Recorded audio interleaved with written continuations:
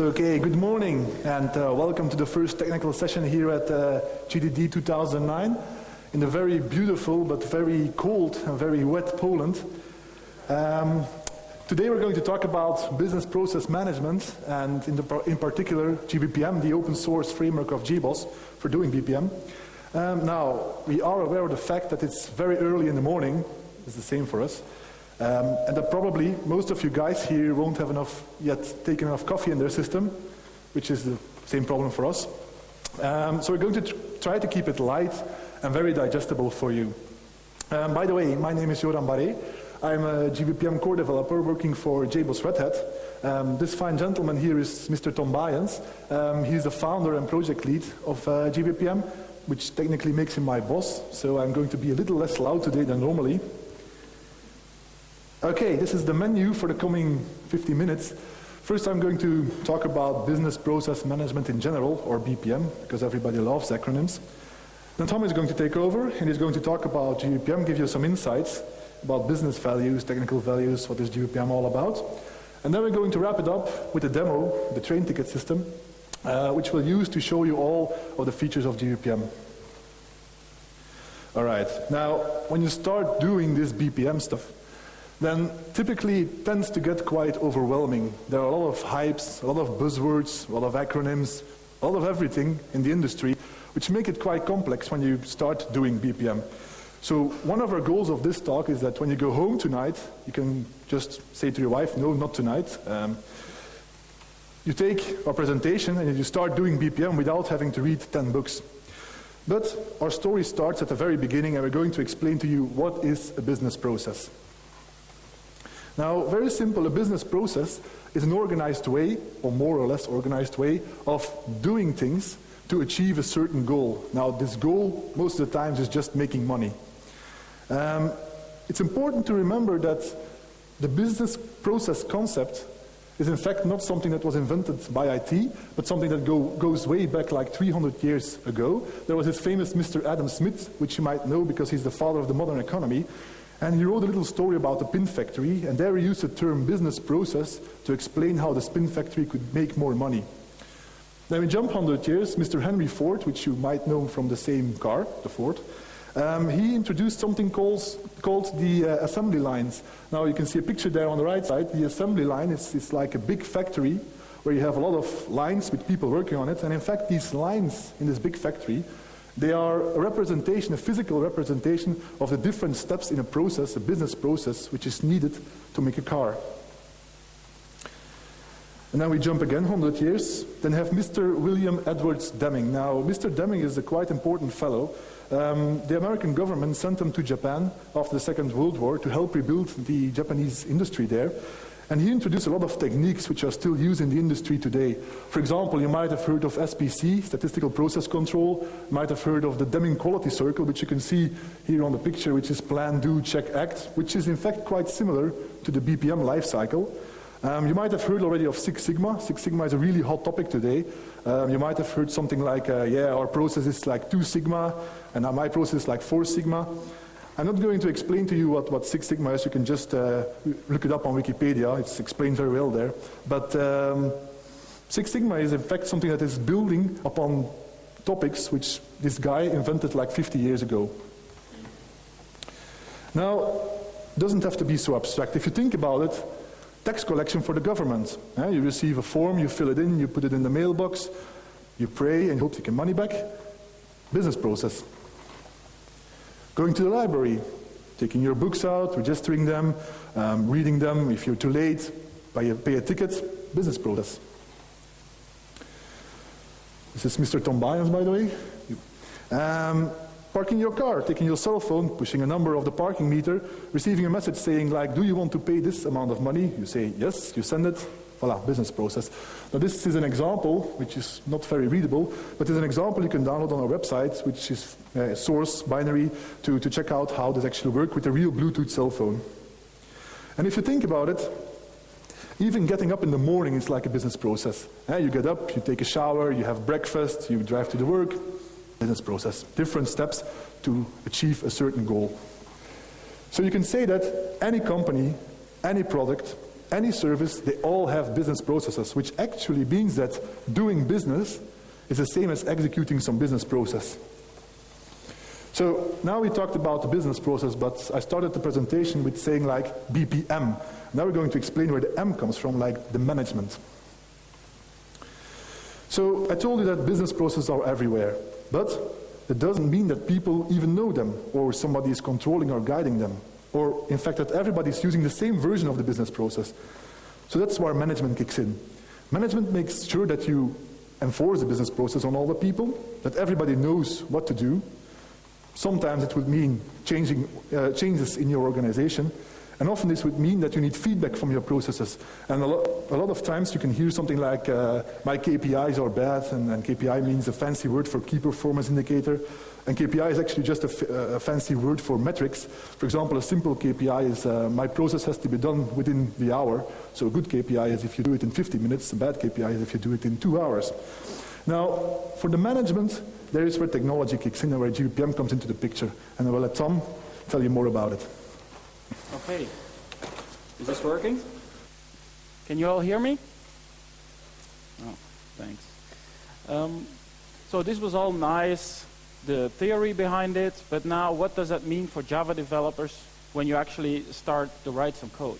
So my first question is, how many of you guys are writing Java as a daily job, let's say? How many people here write Java code? So it's about 80% Java developers.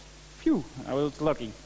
So this is actually, the next part is, what does this mean in practice for Java developers? So a business process management system is actually a piece of software that wants to help you with these automating these business processes. And what you actually put as input into a business process management system like jBPM is the combination of a diagram, which you can see here, and some technical details. So the diagram contains extra technical details so that the BPMS can actually execute your executable process. Then you can deploy this process onto the system and you can start executions of your process on your system. jBPM is able to cope with multiple process languages. As you might already have seen, another question to the audience, how many people of you have already been exposed to business process management or workflow? How many of you have used workflow or business process management? Wow, nice. So about 20% of you already have used BPM and workflow. Then you might know that there's various different types of workflow. There's the type of business process management that comes from what Joram just explained, like the management as a discipline, right? So there's a management discipline of managing your business processes. And that's kind of more the connection between non-technical people and technical people. That's one use case of this technology, but there are more technical use cases as well. And the first I want to describe is JPDL. That's a process language which is actually aimed at the first use case, the management discipline, let's say. BPM as a management discipline, how can you facilitate the collaboration between non-technical guys and IT guys around diagrams that also the non-technical guys can understand? So JPDL is a process language, a flavor of BPM or workflow that is good for that collaboration. It also has human tasks, so you can draw a box which actually means that a person has to do a task, which then result into task lists that you can display to your users. And we focus with JPDL a lot on convenience for developers, so we have very readable XML. Then there's a new standard coming up, which is BPMN2. That's another flavor of workflow or business process management, but this time it's a standard. It's also focused on the collaboration between business people and non-technical people, but the only downside there is it's not as developer-friendly as JPDL. But it's a standard, so it's going to be important, and it's another language that we are implementing on top of our process virtual machine. And so the process virtual machine is our core fundamental state machine library, let's say, that contains all the fundamentals that are exposed in these different languages. So it's basically just an internal architecture that you see here. Another language which the community is actually building now on top of the process virtual machine is BPEL. You might have heard of it. Some years ago, BPEL was mostly known as BPM. But over the years, people have started to realize that BPM or BPEL is more so a technology, an integration technology. It's part of an integration stack. If you want to do web services and you want to script new services as a function of other services, that's when BPEL is actually very good at. And it's not so good at real BPM, let's say, as bridging between non-technical and technical people. That's where BPEL is not that good. So it's a different flavor. So depending on the situation you have at hand, you might choose the right language. So and there's a couple of other languages as well that we have on top of our process virtual machine. So now I'm going to sketch you, if you're developing a software project, a Java project, then how does this all come together? So the first thing you have to see is, this is the world of the Java developer, right? Here is Java developer.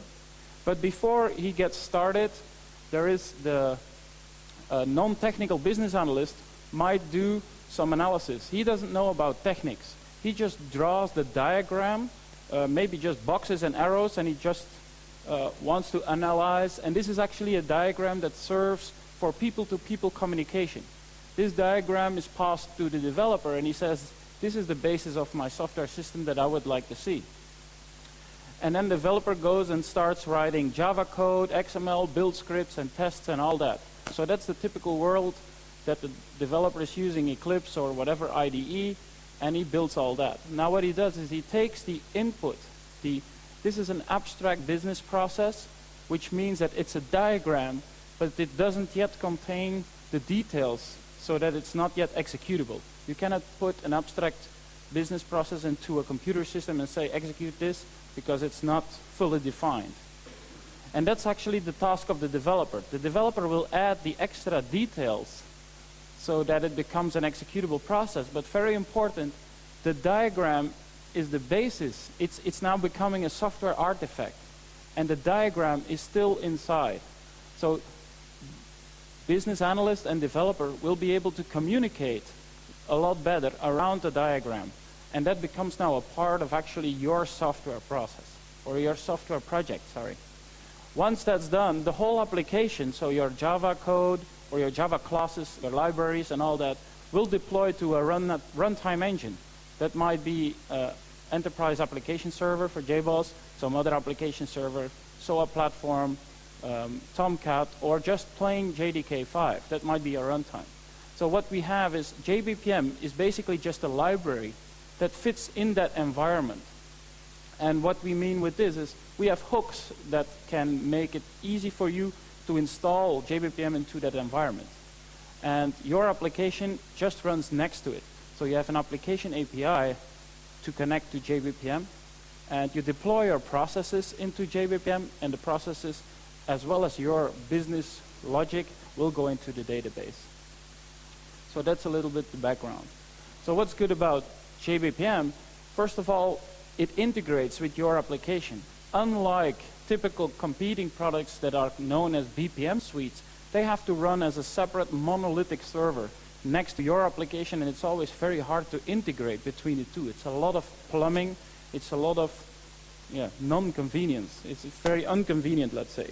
jBPM integrates with your application in the way that it bounds to your transactions. If your application starts a transaction, then jBPM will use that same transaction to do its work. So if you have a rollback, both jBPM's updates and your own application updates will be rolled back. You can just deploy it as a simple library. You can stick the library into your application and deploy like that. Or you can deploy jBPM as a standalone server, like the competition, or let's say the typical BPM suite. That's the only way. They can only be deployed as standalone servers. But with jBPM, you also have the option of the library that you include. And then very interesting is the history. As you start, if you have, for instance, an insurance claim or a hire process or an expense note business process, and you have a lot of expense notes or insurance claims, let's say, that have been processed, all of these steps, what happened, that those are recorded automatically. So if you deploy a process, you start executing, jBPM automatically keeps track of everything that happened. And then you will, after that, be able to generate very interesting statistics and audit capabilities you'll have on that data. And that's something that you get for free if you use process technology.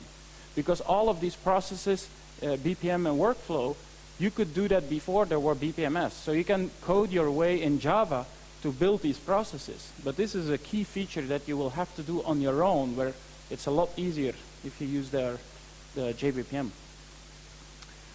From a technical perspective, how does that work? You have an API. So you have an API for starting new process instances, to feed external triggers into it, so that because executions of processes, they can wait in a certain activity, then the transaction completes, and just waiting, the state of where you are is represented in the database, and then you can feed a new external trigger into it, and that will resume that same execution, let's say. And there you have an API method for as well.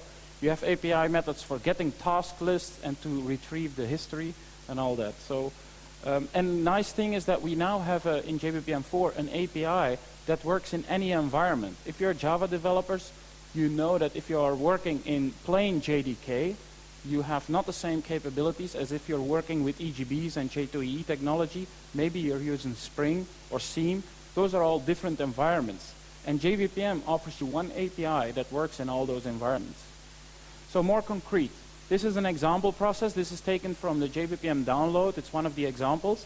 And it's kind of what we call a decision here. Which means that if your execution arrives here, you take one of those paths going out to the next one. Then, first of all, this might be the diagram that you get from your business analyst or a part of it. Then, underneath, the diagram is represented as XML. Some developers like to use the Eclipse editor to model that. Some prefer to just type the XML directly because they can type very fast. And you see here the different nodes. So you see the start node, the decision node with its activity, the decision activity with its transitions towards the next activities around here. So it's pretty readable. You can actually understand it. And here you can see it's a decision. The name is evaluate document, and this expression is evaluated. And the content is looked up. It's a process variable, so you look up the content. And if the content contains good, this transition is taken. If it's bad, then this transition. And if it's ugly, another transition is taken. So that's how these things get a feeling of how it works. Once you have this process XML file, you deploy it to the jBPM database. And deploying it, you can do it with an AND task. If you're working with Java, you're probably familiar with AND. You can just say, my process is in this business archive.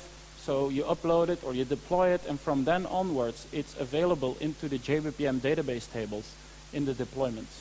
Or you can do the same operation programmatically. That's deploying your process into the jBPM database. In your application, this is a piece of Java code that you can see. A configuration, it's like Hibernate. If you ever worked with Hibernate, this API looks very similar. You start with a configuration. This corresponds to a configuration file on your system which explains or which contains all the configuration options for jBPM, for the whole process engine. From that, you create a process engine, and you can use one process engine object for all of your threads and all of your requests in your system. And then you obtain an execution service, and on that service, you have the methods like starting a new process instance, for instance. So that's as simple as it gets. And then you can start working with it. Now, if we take a step back, what happens is that instead of coding all of this logic in Java yourself, you extract the state management, because if you have multiple steps in a process, and if you have sometimes wait states in between, that's a lot of plumbing code you have to write. So all related to state management. And all that state management logic is extracted from your code and put into the process. And with that simple XML process description, you actually specify how your transactions work, how timers, also very important. There is a mechanism for timers in there if there's a task, for instance, you can say, send a reminder every so much time. Or if this task takes more than 2 days, then go to this other step. That's pretty convenient. If you have to do that with other Java technologies, it's a lot of hassle to do that. And so in other words, you can let jBPM take care of all that transaction and timer juggling so that you can have all the fun in the pub afterwards. I'm going to introduce the demo that Joram is going to give some comments on. He made a great demo about a train ticket system. You probably have taken the train and you have to buy a ticket and make sure you don't lose the ticket. Then you have to show it to the conductor. But all that paperwork and the coins you need to actually buy the ticket, that's so 2008. So the solution is that you're going to use your mobile phone from now on with an application or a demo application we called jBPM on Rails. It's also downloadable from the website, and if you look at Joram's blog, it's more explained in more detail. So there's a mobile phone. Suppose you want to take the train from Krakow to Warsaw, for instance. Then you send an SMS with Krakow, Warsaw to a certain number. And before you do that, you have to register an account with the train company. So you register an account and you put some money on it. Once you have an account, you can start sending SMSs and say, I want to go from Krakow to Warsaw, and send that SMS. Once the train company receives that SMS, the process will start, because this is a process that runs in the train company. What will happen is the quote will be calculated, how much will this ticket cost for you, and then they will check if you have enough credit. If you have enough credit, a price quote is sent to your mobile. First of all, the external system is contacted to calculate the quote, and then the price quote is sent back to your mobile. Then you have an option to either do nothing, in which there will be a timer that expires, right? Because then you're actually here in the accept quote. There's a timer on it. If you wait too long, the timeout will fire, the process will end. And if you respond with, I accept this quote, then your money is taken from your account, and the train conductor will know that you have paid. You just have to show your mobile, and then he knows that the phone number, let's say, is then proof that you have paid for the ticket. So you send that accept message. So that's a bit the application. The nice thing about jBPM, in that, I'm not sure to what extent, to some extent we'll be able to show this, that you have your own world, you have your own application. So in this case, it's for instance a ticket. A ticket might be an entity bean or a hibernate entity. So you have your own user tables, which has tickets or insurance claims or whatever, which your own data associated to it. And jBPM is very good at binding jBPM and your own data together. It's very easy to do so. How in your application you would typically see that you have a web request coming in. Somehow there is a ticket service, that's user code that you write, and there's a kind of method here that does some updates to your user code. So for instance, a ticket is changed or updated or deleted, and a process operation is invoked. And both of them are in the same transaction. So that's very nice that if something goes wrong, both updates are rolled back. So I think now it's time that Joram will explain some more about... Yeah. Okay, thank you, Tom. Now, for the demo, we didn't want to insult Murphy here on this very cold morning by giving you a live demo, and probably the laptop will just blow up in our face. So we have pre-recorded a movie back home, which gives us the benefit that I can actually concentrate on talking something that is understandable, and that you can concentrate on watching something that's actually interesting. So if my little sidekick gets it going, oh, gets it going too fast. Yeah, thank you. Voilà. All right. So, in the first movie, I will show you the first phase of implementing a business process, which is actually modeling the business process. Now, typically this is done by the business analyst, which Tom already also explained. Now, the business analyst is probably a guy or a woman which is a very smooth talker in most cases, which has a great domain expertise, but, and you might have encountered these people already, they don't have quite the computer skills. So you can't expect them to go to the internet, download Eclipse, configure it, install it, and start modeling in Eclipse. So what we did to fix this problem is with our distribution you can download, we just ship a web-based modeling tool called Synavio. And Synavio is actually also the name of the German company in which we have a close collaboration with. And they offer an open source modeling tool which people can just go to, take your browser, take the URL, and you can start modeling. That's what I'm going to show you in this movie. So, here we go. So you start up the browser, you go to the URL of the application. There you have the Synavio workspace. You create a new folder called demo. You create a new GPDL process. And there it is. Now, this is the modeling environment, and this is all in your browser. Now, at the left side, you can see all these kinds of activities, and what's special about them is that these activities are in fact using the BPMN notation, the business process modeling notation, which many business analysts on the market, they know it. Their second language besides their native language. So they can just use this modeling tool like it is that they're writing a letter. Now, as you can see here, the editor is extremely powerful and extremely flexible, and it's quite impressive to know that this is just JavaScript with SVG graphics. So many people came up to us and they told us like, I've been using these desktop applications for years now, but I don't want to come back to these desktop applications once I've used this Synavio editor. So yeah, you can just try it. They have a live demo on their website. It's quite amazing what they can do. If I can emphasize for a second, of course, that this just runs in the web browser. So you don't need to install anything. If your business analyst guy wants to collaborate, he doesn't have to install any software. He just serves to the URL and he gets this whole application inside his browser. Thank you. Right, so where are we now? Yeah, we're now in the unhappy part where the customer doesn't have enough money, and we're going to send him a rejection message saying, yeah, I'm sorry, you don't have enough money on your account. So, and then the process ends in a cancel event.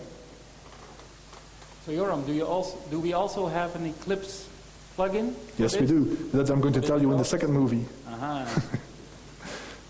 You see, we prepared this very well. Okay, the happy part is we send the price quote to the text message to the cell phone of the customer. We wait for him or her to accept this quote, saying, yes, I want this ticket. The timeout that Tom explains. So the timeout is to have, not to have, a lot of open business processes running in our system. So they clean up after themselves after a day. So and if we get a message back saying like, yes, I want this ticket, then we charge the customer. And the process is ended.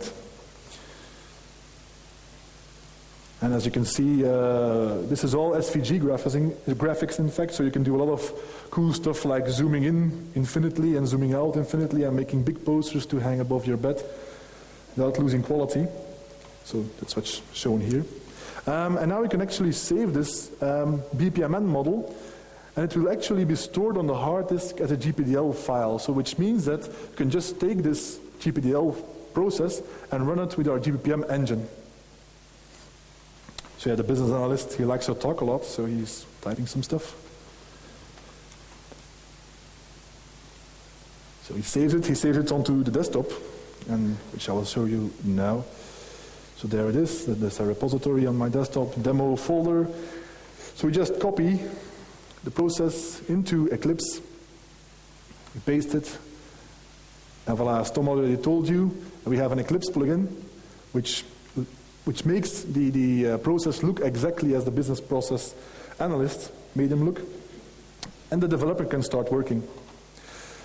Now, the developer has received the business process from the business analyst, and he can start coding a lot of Java logic into it. And he typically does this, like Tom already explained, in his favorite IDE like Eclipse or NetBeans or IDEA, I don't know. So what I'm going to show you now is that since jBPM is fully Java, So we don't have a monolithic server, we don't have a specific language, it's just all Java.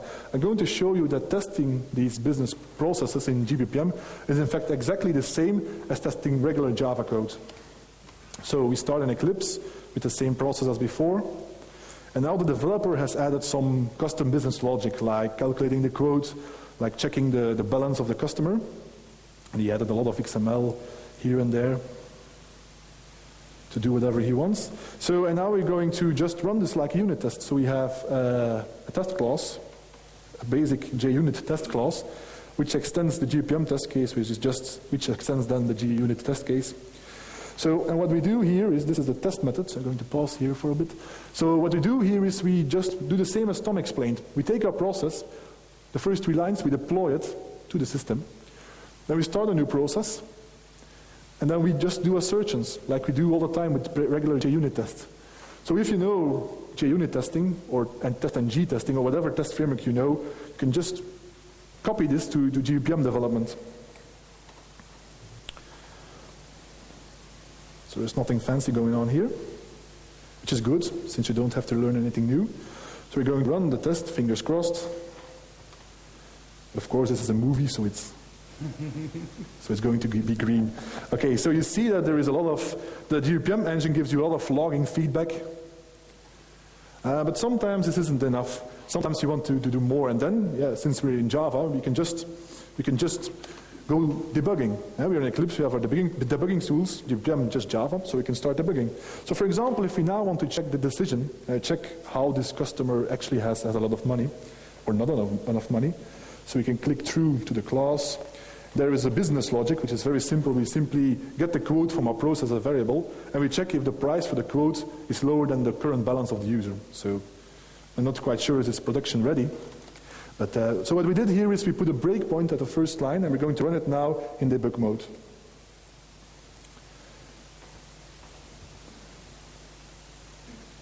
And there it is. So if you know how to debug, you know how to debug your business processes. So you can step into methods, you can step over methods, you can go into the jBPM codes, because we're an open source framework, so everything is open. You can just go into jBPM and see all the stuff that we do. I don't know if you want to do that, but... So you can see the user has enough money, so we return the OK decision, and the process can continue. And that's it, nothing fancy going on, just plain regular Java, nothing new to learn. All right. Okay, nowadays you have to be agile to be cool. So typically when you get your business process, you don't dive into the implementation straight away. No, you're going to be agile, you're going to be cool, so you're going to make a prototype. You're going to make a prototype that you can show to your end users, they can give you feedback, and then you can use this feedback to make an even better system, all in an agile, cool way. So I'm now going to show you how you can make a prototype very easily, very fast, using the jBPM console, which is actually a good application, which is also shipped with our default distribution. So I'm going to show you how you can do this with using just the jBPM console and something little called a task form. So we will go to the jBPM console. We log in with credentials.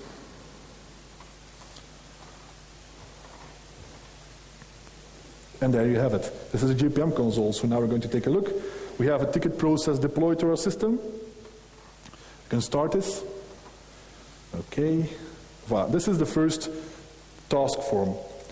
Going to pause here a bit. Now, a task form is just a basic emulation of input-output towards the users.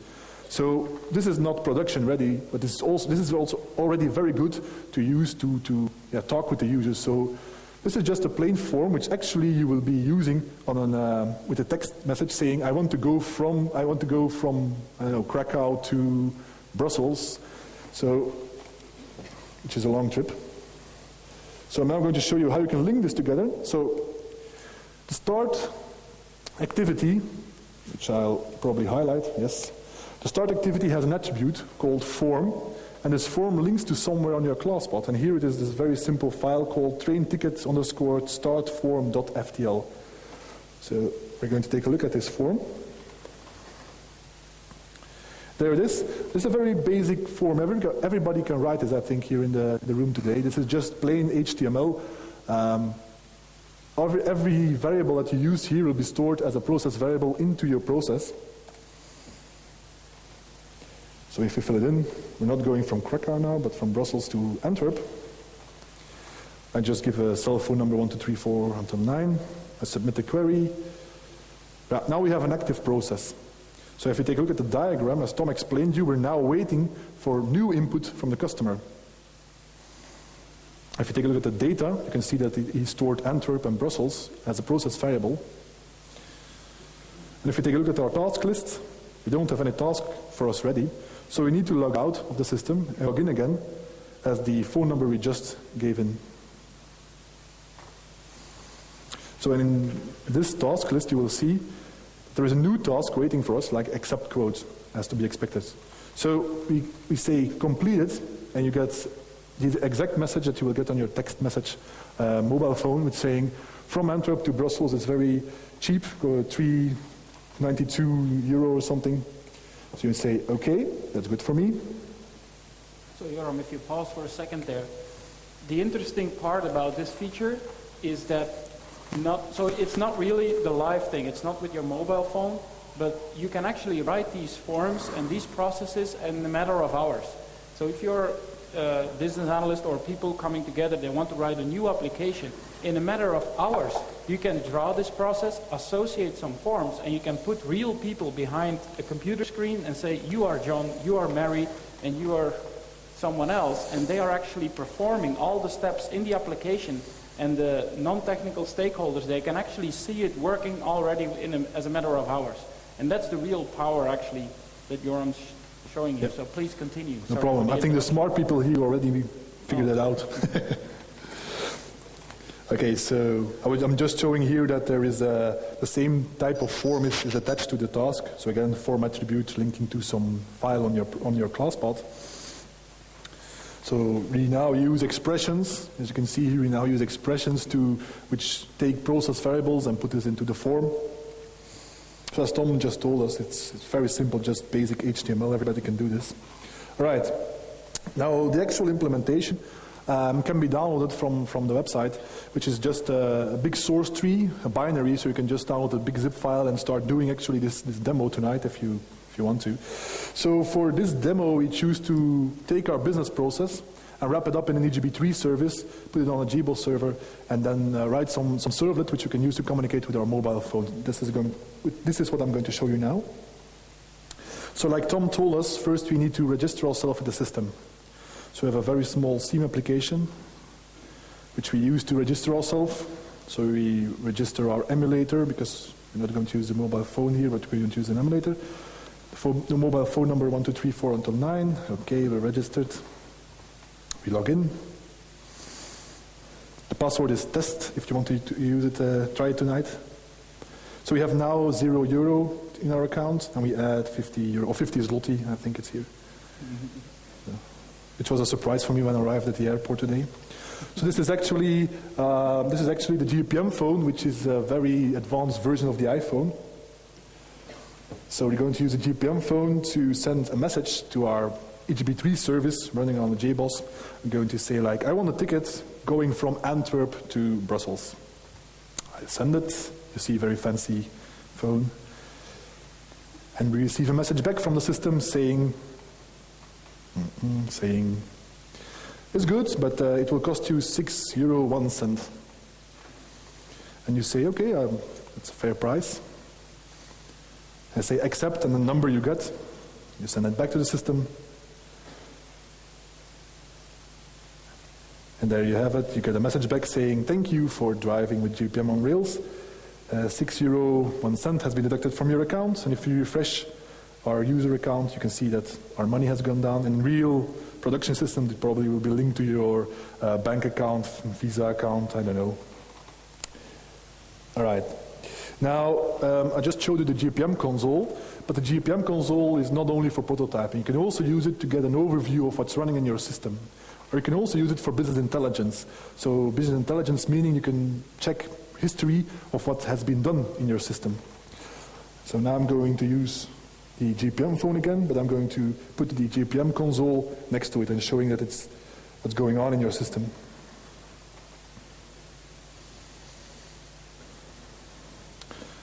So I go to the process instances tab. There are no processes currently in the system, so I send a new ticket. Once again, starting from Brussels now to Antwerp.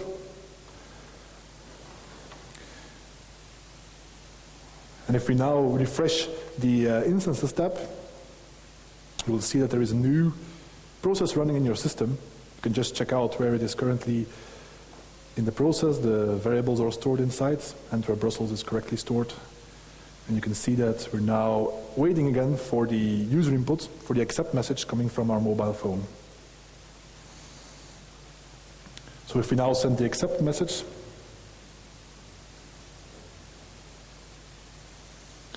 and we refresh the instances tab again, well, it's gone.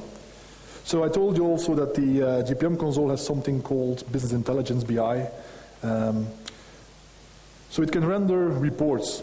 This is, for example, this is a bird report.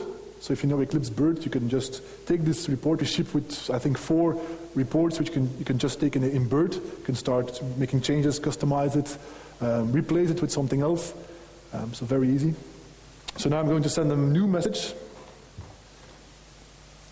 As you can see now, the report says I have 0 active instances. If I refresh the report, then I have 1 active instance. So this you can actually, because we're using Bird behind the covers, you can actually save this as PDF, as Excel, as Word, whatever the manager likes. So, and now for the last movie of the demo, I think you all know, are there many managers in the room today? Managers? Ah, that's good. So managers, they love really shiny buttons and moving graphics and everything that we don't like. So a BPM story typically involves something called BAM, BI, Business Activity Monitoring. So BAM is Business Activity Monitoring, which is basically moving graphics and charts and things, reports that make them feel important.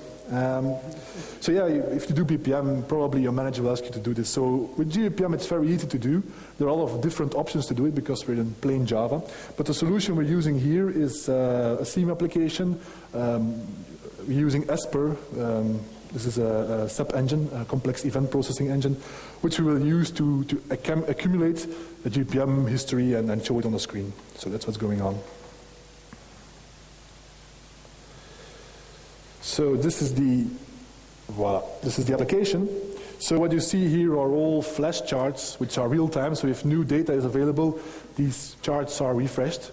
So what you see here, for example, in the left corner, you have a service level agreement, the SLA, saying that the response to the customer after receiving the first message has to be done within 1 second. So the chart is checking this, giving the information. The big one here is showing you the money that is made in the last 10 time windows. And the second one is showing you the average and standard deviation on that amount.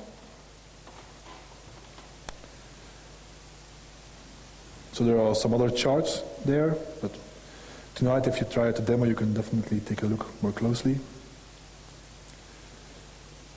So if you now use again our fancy jBPM phone to send a message and take a close look to the charts, you will see when the message is received, then the charts are updated.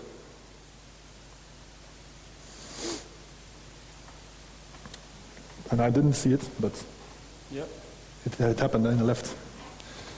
So what you have seen is that the average time, the response time went from 800 milliseconds to 600 milliseconds or something. So if you now send the acceptance message, you can take a look at the money. You will see that new money is made because the ticket is paid. So there you have it. So this is real-time flash charts. Very easy to do. This application was actually written in just 2 hours on a lazy Sunday. Okay. Going back to the slide, Tom, on this little baby laptop. Okay, yeah. Okay. Now, I just know you're extremely excited to give jBPM a try tonight. And I can't blame you for it. And we made, actually one of our goals is to make sure that the getting started feeling, the first feeling you get when you download jBPM, is one that is very quick and you get a lot of love coming back from your screen. So what I'm going to show you in the last movie is we're going to try to install jBPM, install Tomcat, install example processes, install an in-memory database, install the JBPM console, and install Synavio, and we're going to try this to do in less than a minute. So probably you will see there are a lot of multitasking going on, and it would probably be a little bit fast for some people here, but yeah. Will we be able to do it? Yeah, it is. I think we can definitely make it even faster if we practice a bit. This was actually the second taping of the movie, so we did the first taping, which was rubbish, and the second one was right away less than a minute. So here we go. So we're going to use an official timer to prove that we are not cheating. So we're going to run our AND script, which we ship, unzipping Eclipse, unzipping Synavio, unzipping JBPM console all together. Tomcat is booting up, the in-memory database is booting up, we're installing the example processes, Tomcat is now booting up, so we now have time to go to Synavio. In the meanwhile, Eclipse is installing, so there is Synavio, we can make a new GPDL process. Eclipse is already booting. And you can also take a look at the JBPM console while we have time. There, Eclipse is a bit bugging me. So we log in. There's Eclipse, we can start working, yoo-hoo. There is the example processes in the JBPM console. You can start modeling away. Example processes are here, and clock. Wow, it's 57 seconds.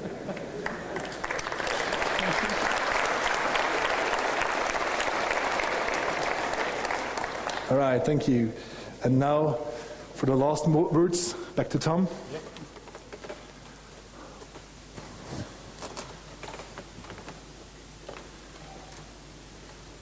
So, if there are any questions, well, there's no time now, but you can contact us afterwards. We'll be around here for a couple of more hours, and you can ask some questions. Definitely check out the website.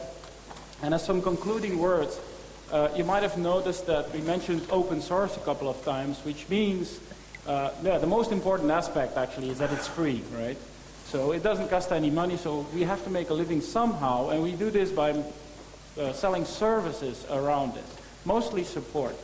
And that's why you see a difference between jBoss.org and JBoss Enterprise. And jBoss.org means that all of the software you saw now is free and open source. You can download the libraries. jBPM on itself is only one project, one library that you use and install in your application, right? But you might, if you're like a CIO and you have a big organization, you might want to standardize on JBoss technologies so it contains the app server plus JMS plus all of the other technologies, including rules, processes, and all that in kind of a single package. So we verify that combination of all those open source projects, and that leads to the packages that we call JBoss Enterprise. And once you have a subscription, then you can download the binaries. The sources are still available in open source, but you have to build it yourself. So if you have a subscription, you get the binaries, you can build your applications with it, and then you have all the options to support. And a big difference with all our commercial companies that sell software for licenses, right, is that we have to be good in services, because otherwise you will not become a client. And that's a big difference with commercial vendors. So our quality of service is a lot higher than for typical competitors. So we have some developer help, let's say, that we offer, and we go up to production support, to response times of 24/7 and one hour response time. This is, So if you're a Java developer getting started with it, then you can even get some more help with us. And also very interesting is the JBoss Developer Studio, which is the Eclipse. So we have just one plugin that you showed, but we have a bunch of plugins for all the other projects as well, and those are bundled together in JBoss Developer Studio. And those are, let's say, JBoss Developer Studio is that bundle of all the Eclipse tooling that works with the commercial versions of those software projects that we offer. So this might have been a little bit fast and complicated on all the sales guys, but very important is that if you have your questions in Poland about where to go for JBoss support, then just contact B2B and they will help you out further. So with that, thank you very much, and I hope you enjoy the rest of the day.